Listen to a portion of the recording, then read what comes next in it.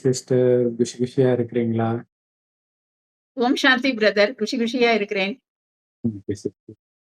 இன்னைக்கு ரொம்ப சுவாரஸ்யமான டாபிக் பார்க்க போறோம்.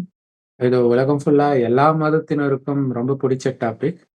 ஆ அடிக்கடி பாதிப்புக்கு உள்ளாகுற ஒரு விஷயம், பேய் பிடிக்கிறது.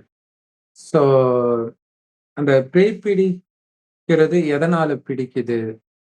ஆ எப்படி பிடிக்குது? அப்படிங்கிறத பத்தி சொல்லுங்க சிஸ்டர். ஆமா பிரதர். பேய் பிடிக்கிறதுன்றது ஒரு ம். சிச்சுவேஷன்ல தான் வருது. அதாவது துர்மரணம்னு சொல்றாங்க இல்லையா? இப்ப ம். நான் டிவியே பார்க்க மாட்டேன். ஏன்னா எப்ப பார்த்தாலும் இப்ப வெட்டு, குத்து, கொலைன்னு தான் இருக்கு. இப்ப 3 நாளைக்காக இந்த நம்ம டாபிக் ரிலேட்டடா பார்ப்போம் அப்படின்னு பார்த்தாவே, அதிலேயே நம்ம சப்ஜெக்ட்டுக்குள்ளதெல்லாம் வந்துருது. இப்ப ஒரு ம். பையன் Instagramல 2 நாள் முந்தி தான். அவன் ம். ஒரு ஃப்ரெண்டோட ஒரு பொண்ணோட ஃப்ரெண்ட்லியா இருக்கான். அவ ம். கல்யாணம் பண்ணணும்னு சொல்றப்ப, எங்க பேரண்ட்ஸ் இது பண்றாங்கன்னு உடனே குடு ம். குடு குடுன்னு ஓடுறான். ஓடி போய் ஒரு பாண்டு ஒரு குளம் இருக்கு. அதுக்குள்ள விழுந்துடுறான். எல்லாம் ம். காப்பாத்துறதுக்குள்ள அவன் செத்து போய் பிணத்த தான் எடுக்குறாங்க. அவ்வளவு ம். தூரம் அவன் மனசு இப்ப காம விகாரம் தான் அதெல்லாம். அதெல்லாம் ம். இன்ஃபாச்சுவேஷன் தான் சொல்லணும். இந்த மாரி ம். சொல்லவும், அந்த மாதிரியான பேய்கள்லாம் எப்படி இருக்கும் அப்படின்றது, அதாவது அது ரொம்ப தீய சக்திகளாவும் மாற வாய்ப்பு இருக்கு. அந்த மாதிரி பேய்கள். ம். அதே சமயம் அந்த குடிப்பழக்கம் இருக்கவங்க, இப்ப இன்னைக்குமே இன்னொரு பேப்பர் படிச்சேன். ஒருத்தர் இல்ல டிவில தான் பார்த்தேன். வீட்டுக்கு ஆபீஸ்க்குள்ள இருந்தவர வெளிய கூப்பிட்டு வச்சு வெட்டியிருக்கிறாங்க. தீபாவளிக்கு வந்தவன ஒரு ஒரு பையன் அவனோட ஏதோ எதிர்மறைன்ட்டு அவனோட ஏதோ பிரச்சனைன்னு 7 பேர் வெட்டி கொண்டிருக்காங்க. இதெல்லாம் இப்ப இன்னைக்கு நாளைக்கு பார்க்கறது. டெய்லி இப்படிதான் இருக்குன்னு ம். டிவிய ம். பார்க்க மாட்டேன். இப்ப இந்த ம். மாரி தான் இருக்கு. அப்புறம் ஒரு அப்பா என்ன பண்ணியிருக்காரு, வைகை டேம்ல 2 குழந்தைங்கள போட்டு தற்கொலை பண்ணியிருக்காரு. அப்ப இந்த ம். சின்ன பிள்ளைங்களுக்குலாம் என்ன தெரியும்? அதெல்லாம் அகால மரணம். இப்ப ம். கொலை பண்றது இதெல்லாம் துர்மரணம். இப்ப துர்மரணத்திலயும் நெறைய வெரைட்டி இருக்கு. இப்ப மதுரையிலேயே இப்ப ரீசென்ட்டா ஒரு 2 குரூப்ஸ் வெட்டி, வெட்டி, வெட்டி, வெட்டி கொன்னாய்ங்க. இவன வெட்டி ம். இவன் கொல்ல, அவன் அதெல்லாம் குடிப்பழக்கம், அந்த தீய சக்திகள் இதெல்லாமே ரொம்ப மிகுந்தது தான். அது திடீர்னு துர்மரணமா இறந்துருது இல்லையா? அப்ப அதுங்க ஏதாவது ஒரு ஆப்பர்ச்சுனிட்டில யாராவது பிடிக்கலாம் அப்படின்னு பார்க்கிறப்போ, இந்த மாரியே நெறைய பேர் இப்ப இருக்கிறாங்க. ஆக்சுவலா 100 பேருக்கு ஒருத்தருக்கு தீய சக்தி பாதிப்பு இருக்கு. அப்படின்னு நான் சிவசக்தி மூலமா பண்றேன் இல்லையா? அவங்களே சொல்லியிருக்கிறாங்க ம். எனக்கு. ம். அந்த அளவுக்கு எப்படி பாதிப்பு வருது? இன்னொன்னு பார்த்தேன். ஒரு சும்மா ஒரு குழந்தை தீபாவளி வெடி வெடிச்சதுக்கு அழுதுருக்கு. அதுக்கு போய் சண்டை போட்டுருக்காங்க. தீபாவளி வெடி பக்கத்து வீட்ல யாரோ வெடிச்சிருக்காங்க. அந்த சண்டை பெருசாகி ஒரு அம்மா ஒரு பெரிய உருளைக்கட்டைய எடுத்துட்டு வருது. 2 பேர் லேடீஸ் நைட்டி போட்டுருக்காங்க. ஜென்ட்ஸ் எல்லாம் சண்டை போடுறாங்க. அந்த லேடி ஒரு உருளைக்கட்டைய எடுத்துட்டு அடிக்க வருது. தலையில அடிச்சு செத்து போனாங்கன்னா என்ன ஆகும்? அந்த அளவு கூட அவங்களுக்கு காமன் சென்ஸ் இல்ல. ஒரு எதையுமே ஒரு இதா பார்க்கக்கூடிய அளவுக்கு மனுஷங்க இப்ப இல்லவே இல்ல. அதனால தான் இவ்வளவு வருது. முந்தியெல்லாம் ஓரளவு ரீசனிங் பவரா இருந்தாங்க. இப்ப அது சுத்தமா இல்லாததுனால, உலகம் இன்னும் கீழே தாழ்ந்துட்டே போறத பார்க்கிறோம். முந்தியெல்லாம் இப்படியெல்லாம் இருக்க மாட்டாங்க.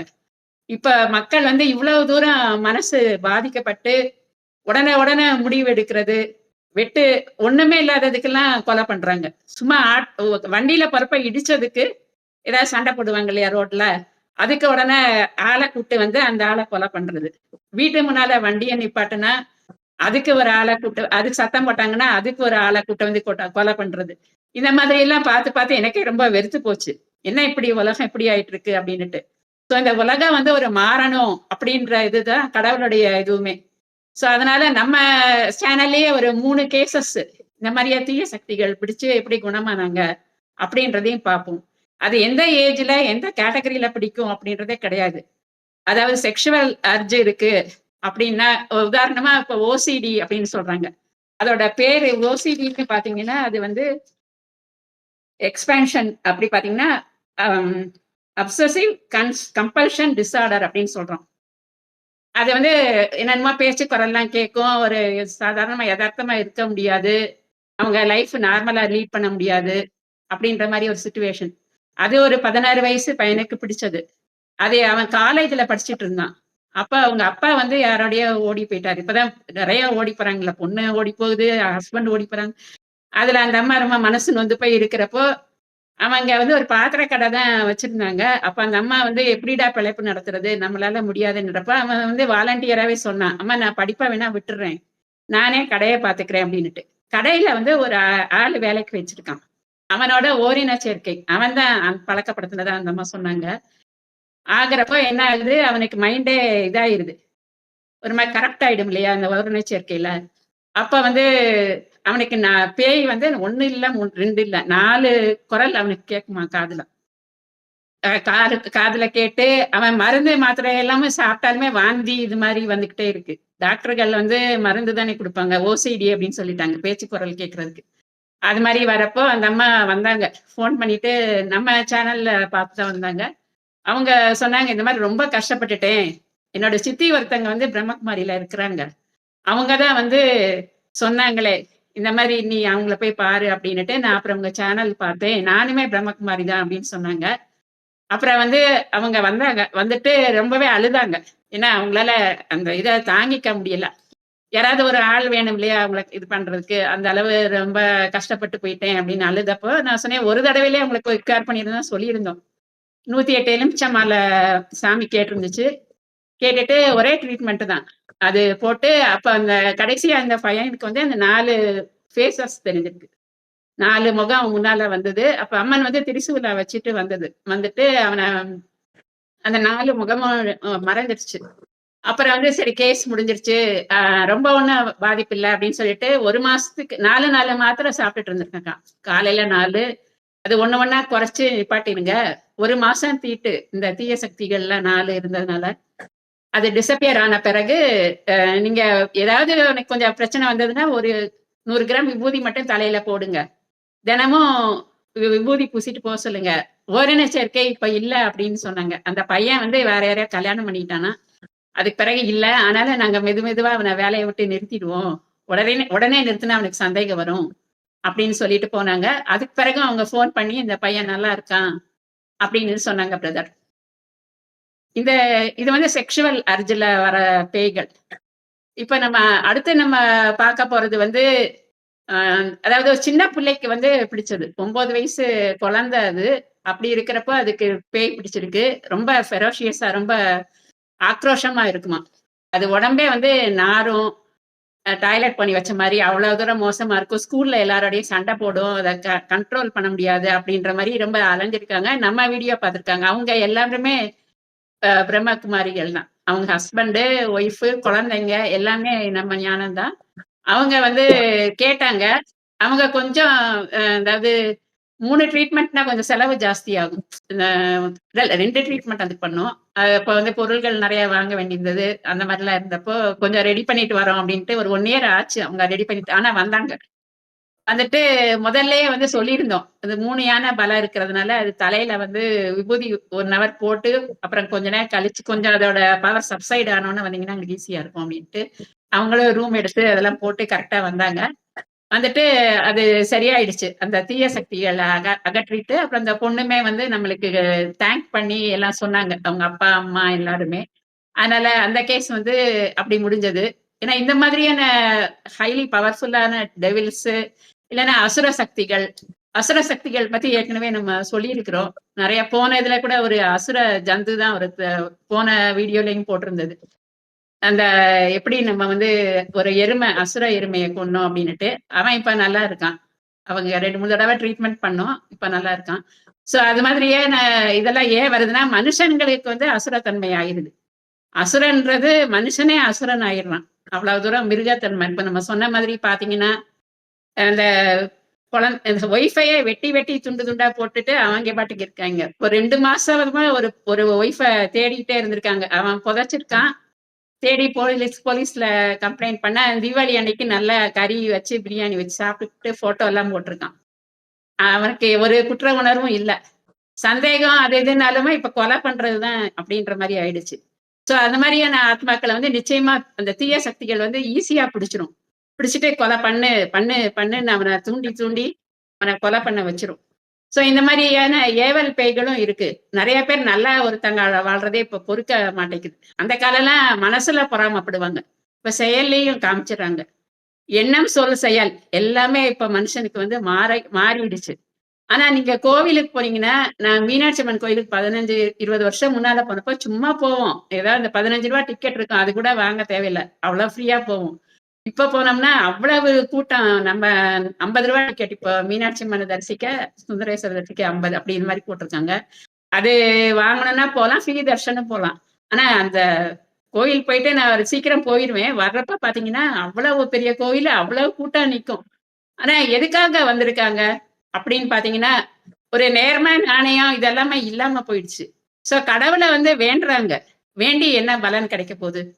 இது பக்தியே கிடையாது ஆக்சுவலா பார்க்க போனோம்னா. இது மாரி அடுத்தவன் நல்லா இருக்கக்கூடாது. இதுக்கு மாரி கோவம், காமம் இதெல்லாம் இருக்கிறப்போ, மனுஷன் வந்து இந்த மாதிரியான கோவில் இதுலலாம் போறதுனால எந்த ஒரு பலனும் கிடையாது. ஸோ அதுவுமே நம்ம சொல்லணும். இன்னொன்னுமே வந்து எல்லா கேட்டகரியிலுமே பிடிக்குது. இப்போ இளைஞனுக்கு பிடிச்சது, இப்போ குழந்தைக்கு பிடிச்சது பார்த்தோம். அடுத்தது ஒரு அம்மா 50, 55 வயசு இருக்கும். போன வருஷமே எனக்கு வந்து கான்டாக்ட் பண்ணாங்க. நான் இப்ப வெளியூர் போயிட்டு வரப்போ 7, 8 தடவ லேண்ட்லைன் நம்பர் தான் இருக்கும். மொபைல் தேவைப்படுறவங்களுக்கு தான் குடுப்போம். அப்ப வந்து அது கான்டாக்ட் பண்ணி கிடைக்கலம்மா அப்படின்னு சொல்லிட்டு, இந்த மாரி உங்க பிகே சரவணகுமார் சார் போட்ட வீடியோ பார்த்தேன். எனக்கு வந்து அதே மாதிரி இருக்கு. இந்த களரிக்காட்டு மோகினி, அப்புறம் யட்சினி இந்த மாரிலாம் போட்டுட்டு இருந்தோம். இதே மாரி இருக்குமா எனக்கு சிம்ப்டம்ஸு? காதுல வந்து வெட்டு, வெட்டு, குத்து, குத்து அப்படின்னே கேட்குமாம். எப்பவுமே. எப்படி இருக்கும்? அது வந்து ரொம்ப மோசமாயிட்டே போறேன் அப்படின்னு சொல்லுச்சு. சரி நான் ட்ரீட்மெண்ட் சொல்லியிருந்தேன். இது சரி பண்ணிடலாம். இந்த மோகினிய ரிமூவ் பண்ணிடலாம். 2 ட்ரீட்மெண்ட் தான் சொல்லியிருந்தோம். அப்புறம் வந்து 1 வருஷம் ஆயிடுச்சு. சரி நான் வந்து சொல்லுவோம். அதுக்கு பிறகு எதுவுமே பிரஸ் பண்ண மாட்டோம். அதுதான் எங்க பாலிசியே. இது மாரி இருக்குமா அப்படின்னு சொல்லிருவோம். இவ்வளவு செலவாகும். அதுவுமே கரெக்ட்டா சொல்லிருவோம். நம்பிக்கை இருக்கணும் இல்லையா? ஹஸ்பண்டுக்கு அவ்வளவா நம்பிக்கை இல்ல. அப்புறம் இந்த வருஷம் அவரே கான்டாக்ட் பண்ணாரு. பண்ணிட்டு அவங்களுக்கு பாருங்க அவங்க ரொம்ப மோசமாகி இப்ப ஹோம்ல சேர்த்துட்டோம். ஒண்ணுமே செய்ய முடியல அப்டின்னாங்க. அப்புறம் சரி இன்னொரு தடவ ட்ரீட்மெண்ட் 3 பண்ணணும்னு சொல்லிட்டோம். 2 இருந்தது இப்ப 3 ஆகுது அப்டின்ட்டு சரின்னு வந்தாங்க. காலையில ஒரு ட்ரீட்மெண்ட் அப்பவே நல்லா அது எப்பவுமே எல்லாமே பிரஷரைஸ்டா இருக்கும். இந்த பேய்கள் பண்றது அழுத்தமா இருக்கும் உடம்பே. ஒரு 3 கிலோ 4 கிலோ குறையும். அதுவே அவங்க ஃபீல் பண்ணுவாங்க. அதோட அது முடிச்ச பிறகு புரொடெக்ஷன் கார்டும் போட்டு அனுப்பிச்சுருவோம். ஏன்னா, வேற தீய சக்திகளும் அந்த தீய சக்தி பாதிச்ச உடம்பு வீக்கா இருக்கும். அத வேற தீய சக்திகளும் பிடிக்கக்கூடாது அப்டின்ற மாதிரி. அப்புறம் இவங்களுக்கு வந்து அந்த தீய சக்தி எடுத்த உடனே நல்லா இருக்கு, நல்லா இருக்குன்னாங்க. அப்புறம் மதியானமும் மதியானம் இல்ல 3 நாள் வரிசையா வந்தாங்க. நாள் மதியானம், அடுத்த நாள் மதியானம், அதுக்கு அடுத்த நாள் மதியம். 3 நாள் வரிசையா வந்தாங்க. நெக்ஸ்ட் டே வந்து இன்னுமே நல்லா ஃபீல் பண்ணாங்க. அப்புறம் வந்து அது வந்து ஆமா. அந்த மோகினிட்டே நாங்க பேசுனோம். அது கொஞ்சம் பவரானது. அப்ப வந்து நான் கட்டி போட்டு தான் அனுப்புனோம். அத அனுப்புறப்போ நாங்க நான் வரமாட்டேன். சத்தியம், சத்தியம், சத்தியம் 10 தடவ சொல்லுன்னா 10 தடவ சொல்லி கட்டி போட்டு அனுப்பிச்சுட்டோம். அப்புறம் என்னாச்சு, 2வது நாள் வந்து வெட்டு, வெட்டு, குத்து, குத்துன்னு திரும்ப சொல்லுது. என்னன்னு பார்த்தா, அதுக்கு 4 ஆள் வச்சிருக்குது. பேய்களுக்கும் இந்த மாரிலாம் இருக்குது. அது வந்து ஒருத்தன வந்து அனுப்பிச்சிருக்கு. ஏன்னா அதுதானே வரக்கூடாது. இவன அனுப்பலாம்ல. அனுப்புன உடனே அந்த அம்மா எனக்கு வெட்டு, வெட்டு, குத்து, குத்துன்னுது அப்டின்னோனே, அப்புறம் அதையும் எடுத்துட்டு ஃபுல்லா புரொடெக்ஷன் கார்ட் போட்டு அனுப்பிச்சுட்டோம். நான் அதுக்கு பிறகு ஃபோன் கூட ஏதாவது வரும், ஏதாவது டவுட் எதாவது கேட்பாங்கன்னு நெனச்சு பார்த்தேன். 3 நாள் தான் தீட்டு. அதுக்கு பிறகு கோவிலுக்கு போயிட்டு வாங்கன்னு, அதுக்கு பிறகு எதுவுமே பேசல. அதனால நல்லா இருக்கிறாங்க. ஸோ இந்த மாதிரியே நெறைய விஷயங்கள் வந்து அமானுஷ்யமா நடக்குது. இது மக்கள் வந்து தெரிஞ்சுக்கணும். ஏன்னா, சும்மா டாக்டர்ட்ட போய் மருந்து, மாத்திரை வாங்கி குடுத்து அந்த குழந்தையோ, அ இளைஞனோ, முதியவர்களோ எல்லாருமே லைஃப் லாங் கஷ்டப்பட்டுட்டு இருக்காங்க. அந்த அம்மா வாழ்க்கையுமே ரொம்ப சோகம். அவன் மகன் வந்து தூக்கு போட்டு இறந்திருக்கான் 2வது மகன். அது ஆனா இதனால தான் தீய சக்தி பாதிப்புனால தான் இறந்திருக்கான். அதை வந்து தூக்கு போடவும் சொல்லுங்க.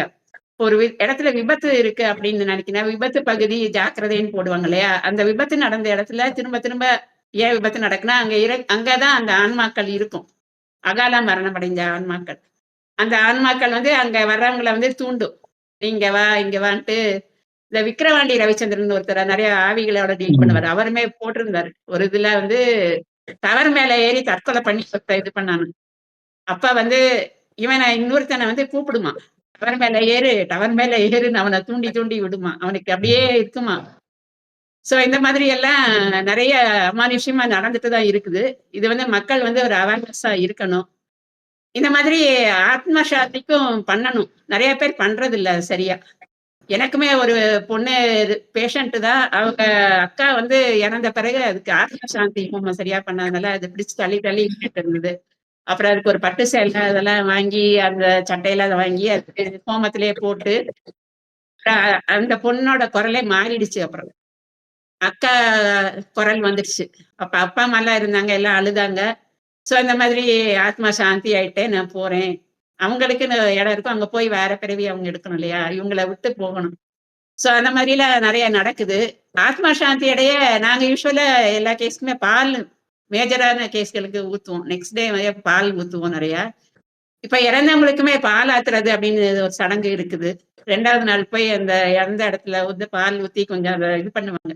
ஏன்னா அதுக்கு வந்து இந்த மாரி அமானுஷ்யமான இந்த முறையில இந்த மாரி நெறைய இது செத்து போறாங்க இல்லையா? நெறைய பேர் செத்து போய் தீய ஆவிகள். அவங்க எல்லாம் ரொம்பவே கஷ்டப்படுவாங்க. இப்போ தற்கொலை பண்ணான்னு சொன்னேன் இல்லையா? ஒருத்தன் அந்த இதுல போய் விழுந்தான் இல்லையா? பாண்ட்ல. அவனுக்கு வந்து இனிமே என்ன ஆகும்னா, பசி இருக்கும், தூக்கம் இருக்கும், எல்லாமே இருக்கும். நம்மள மாதிரியே உணர்வு. ஆனா அவனால எதுவுமே செய்ய முடியாது. இப்ப உயிரோட இருக்கிறத விட, அது இறந்த பிறகு அவங்க ரொம்ப கொடுமை அனுபவிப்பாங்க. அதனால தான் மரணம் வந்து இந்த மாரி இயற்கை மரணம் தான் வரணும்.